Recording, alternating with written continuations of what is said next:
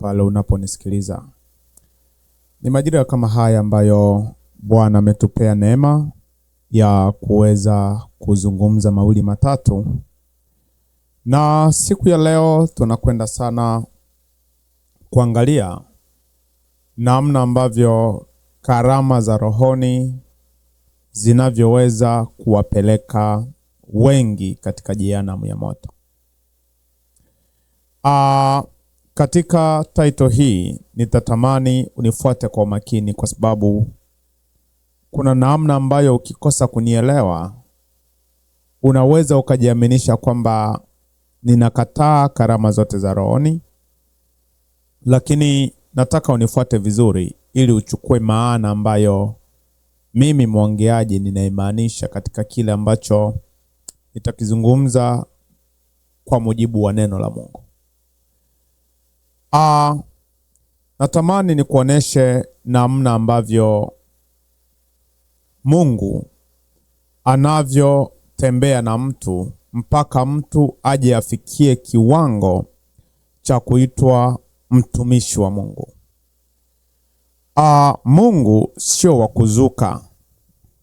Mungu ni Mungu ambaye ametia utaratibu, na huo utaratibu anatamani sana huyu ambaye anaitwa ni mtoto wake akaweze kutembea katika utaratibu huo ili kufikia kiwango cha neema ambacho Mungu alimtaka afikie.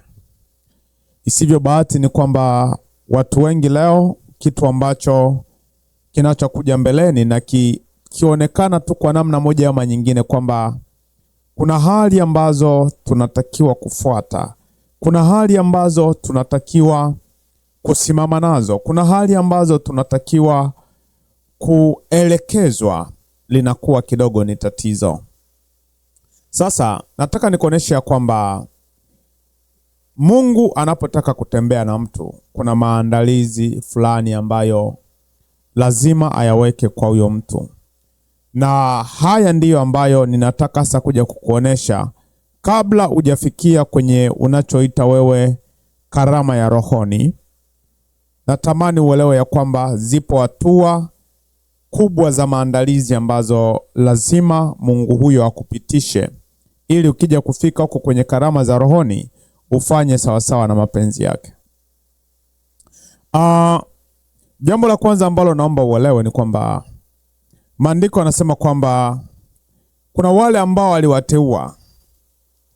Wale ambao aliwateua. Kwa hiyo kuna watu ambao wameteuliwa katika tangu mwanzo wa misingi ya ulimwengu.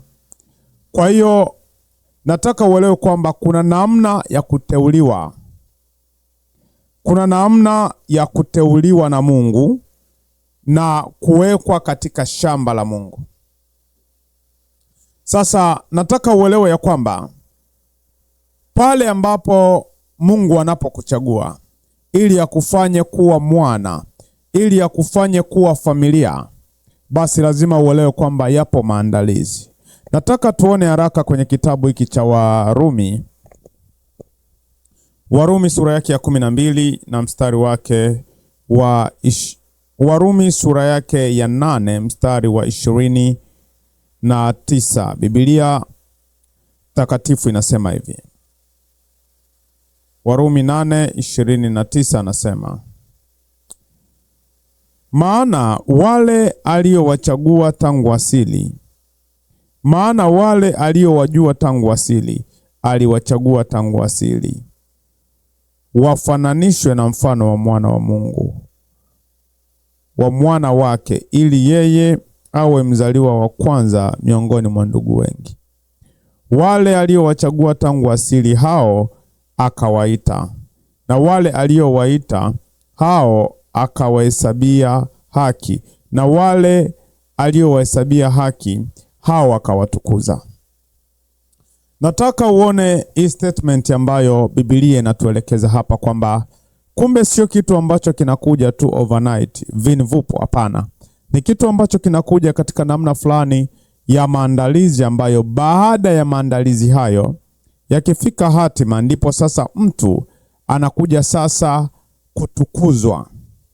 Na elewa neno kutukuzwa, mpaka mtu atukuzwe, yaani Mungu tu akutukuzi, bali anaweka vitu ndani yako ambavyo baada ya wewe kufanya vitu hivyo ndipo sasa utakapoanza kufanya nini? Utakapoanza kutukuzwa. Elewa ya kwamba karama za rohoni, jambo la kwanza, Mungu kwanza kabisa anakuchagua. Kukuchagua ni kile kitendo cha kukutoa miongoni mwa wengi ambao wana maisha yao ambayo wao wanayaamini. Baadaye anakutoa wewe ili uwe masalia ya ufalme wake kulingana na kazi ambayo alikutaka wewe ufanye. Unajua, unaweza ukawa kati ya ndugu wengi, ila Mungu akaja akakuchagua wewe na akakutoa wewe kwa kusudi fulani, kwamba huyu nimemchagua kwa ajili ya kazi fulani. Sasa Mungu anapokuchagua, hatua ya pili inayofuata sio kuanza kukutumikisha, ni kukutakasa, kwa sababu hata kuita ili uendelee kuwa mchafu. Baada Mungu anakuita, yani anakuchagua, na maanisha baadaye anakuja anakutakasa. Kukutakasa ni nini? Ni kukuvua ule utu wako wa kale, kuvua tabia ile ya kale, kuvua maneno yale ya kale, kuvua mwenendo ule wa kale na namna zote ambazo ulikuwa naona kwamba ni fahari kwako, na Mungu anakubadilisha kwa ajili ya kukuandaa wewe kwa ajili ya kazi ya ufalme. Sasa ndio maana maandiko yanasema kwamba tizama, mtu akiwa ndani ya Kristo amekuwa ni kiumbe kipya, ya kale yamepita, sasa yamekuwa ni mapya. Paulo akasema kwamba sio yeye anayeishi, bali ni Kristo ambaye yuko ndani mwake.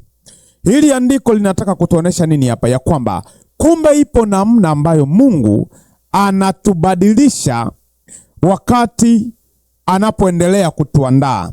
Ipo namna ambayo Mungu anatutoa kwenye mitizamo yetu ya zamani na kutuleta kwenye mitizamo ya neno lake, na kutuleta kwenye mwelekeo wa kile ambacho yeye alikusudia, ili kutuweka tayari kwa ajili ya kazi yake.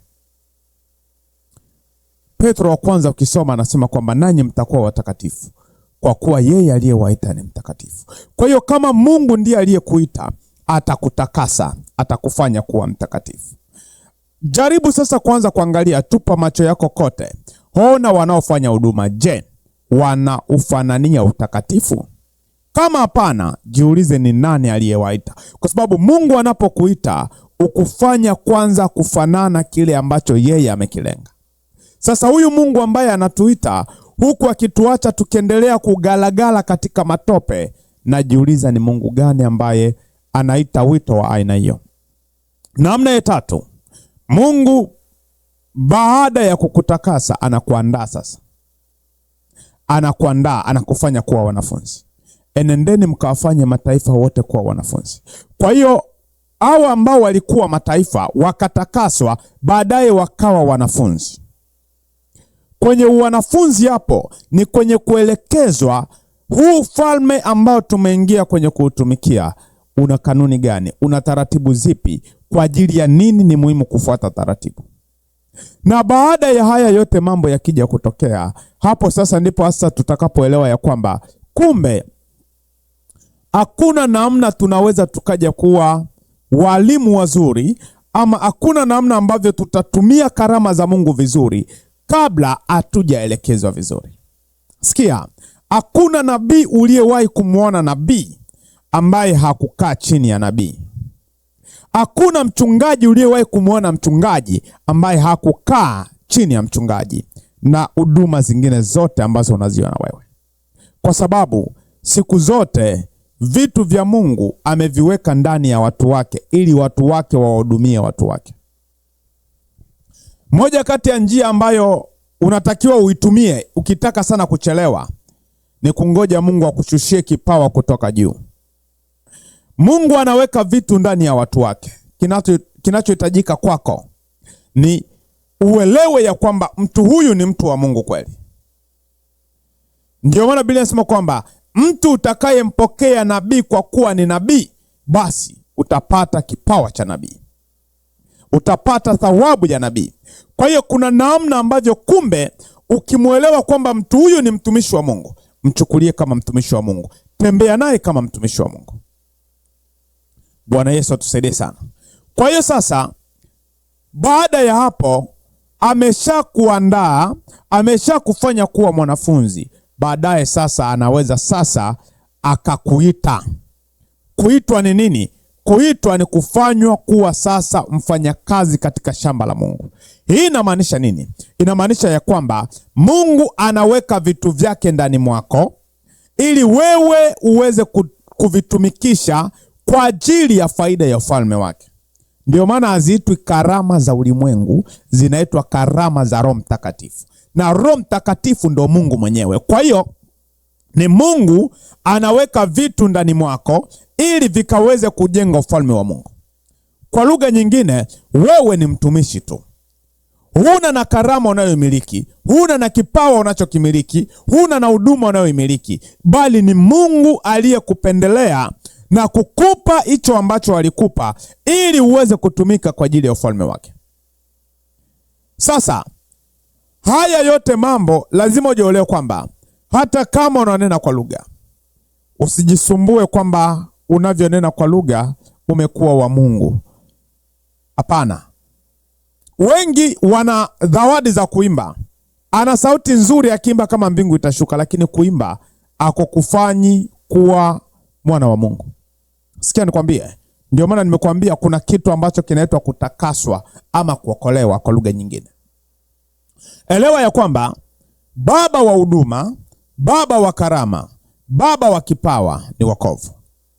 Hakuna namna karama yako itakuwa na nguvu nje ya wokovu. Ndio maana unaona waimbaji ni wengi. Ndio maana unaona wanaimba maneno mazito wa asilimia kubwa, lakini maneno mazito yasiyokuwa na nguvu ya kimungu, kwa sababu booster wa hayo maneno ambayo yanayohimbwa na yanayosemwa ni Roho Mtakatifu. Na huyo Roho Mtakatifu hata boost hayo maneno yaguse mioyo ya watu na yawafanye watu watubu kama aliyeyasema. Hana upatano mzuri na Roho Mtakatifu. Wakorintho wa kwanza 12 anatueleza kwa habari ya karama za rohoni.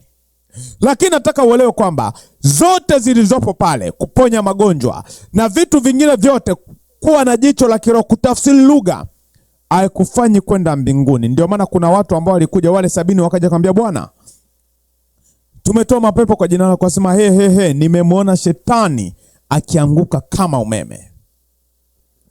Tazama, msifurahi kwa vile pepo wanavyowatii ninyi, bali furahini kwa kuwa majina yenu yameandikwa mbinguni.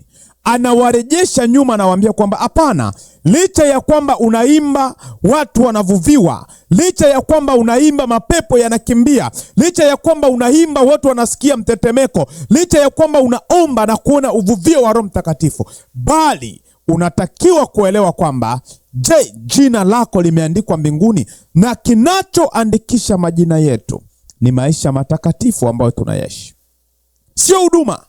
Ndio maana ukiona mtu ambaye anajivunia huduma, huyo ni mshamba. Ukiona mtu ambaye anajivunia karama, huyo ni mshamba. Ukiona mtu ambaye anajivunia sauti yake ya kutuma alionayo, anajikuza, anajiona na kuwa bonge la jitu, huyo ni mshamba. Kwa sababu mambo yote ni ya Mungu amewekeza ndani mwako. Alafu leo unaanza kujivuna. Ndio wale wengine leo najisikia kama sitaomba. Mungu amempa karama ya kuombea wagonjwa. Mungu amempa kitu cha kuweza kusaidia watu, anajifieri kukitumikisha. Ndugu, Mungu amekupa, wewe ni mfanyakazi tu. Ukijifieri kitapelekwa kwa mwingine. Kwa hiyo sasa hizi karama, nimalize kwa kusema kwamba hizi karama kwa nini zitawapeleka wengi jehanamu? Kwa sababu wengi wetu tunadhani ya kwamba ile namna ya kukua na vitu vya Mungu na Mungu kututumikisha, ya kwamba ndivyo ambavyo itakavyo tusaidia sisi kuingia mbinguni. Lazima uelewe, kuna wakati mwindaji anaenda na mbwa porini, mbwa anasumbuka kukimbiza nyama. Huyo mbwa akishashika nyama, baadaye analeta kwa huyu ambaye alimtuma, na huyo mbwa hata kula chochote. Kwa hiyo sisi tunatumikishwa na Mungu. Alimadamu hatutakuwa na connection nzuri na Mungu, hakuna namna ambayo tutaenda kukaa pamoja.